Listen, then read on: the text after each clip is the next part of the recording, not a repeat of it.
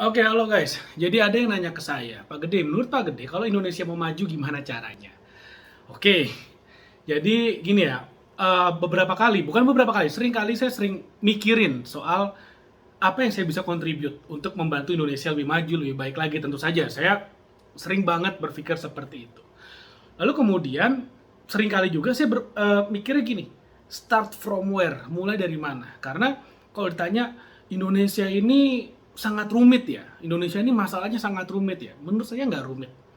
Menurut saya Indonesia masalahnya nggak rumit tapi kompleks. Kompleks iya, ada di mana-mana dan saling bertaut-tautan gitu.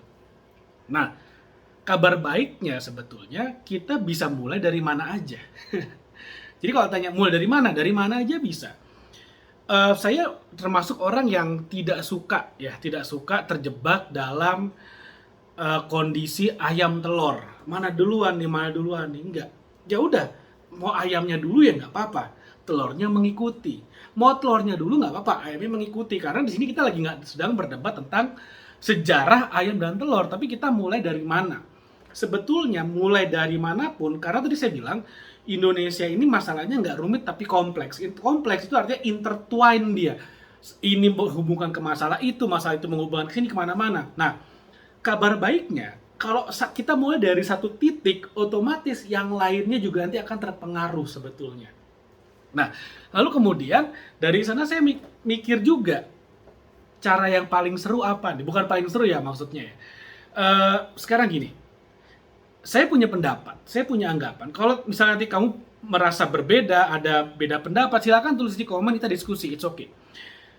Saya mikir gini, kalau misalnya di Indonesia ya, dengan jangkauan internet lebih dari 100 juta orang, bahkan mungkin 200 juta orang udah terpapar dengan internet saat ini, which is keren, which is oke, bagus gitu.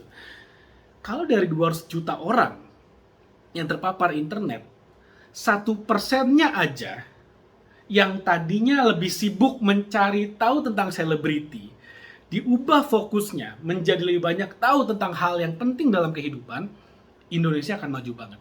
1% aja dari yang tadinya ngepoin, wah apa namanya Leslar ini ngapain, wah apa namanya artis-artis nih pada ngapain, Atta Halilintar ngapain, dirubah fokusnya menjadi belajar tentang skill-skill yang berguna dalam hidup, skill-skill yang bisa mendatangkan uang, skill-skill tentang digital marketing, tentang entrepreneurship, tentang tentang ekonomi misalnya, tentang bagaimana cara meningkatkan finansial.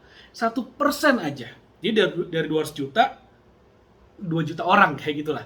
Tapi secara persentase still 1%. Indonesia itu bukan lagi ngomongin mobil listrik nantinya. Akan ngomongin mobil terbang. Seberpengaruh itu, the power of 1%.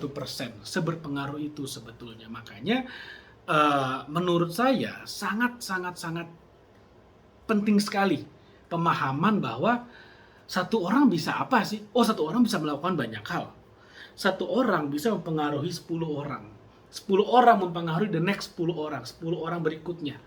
Dan sebelum kita sadar, tiba-tiba jeder, kita udah mengubah 100.000 orang. 100.000 orang mengubah 1 juta orang. 1 juta orang bisa mengubah 10 juta orang. Kita nggak usah nyari 10 juta orang.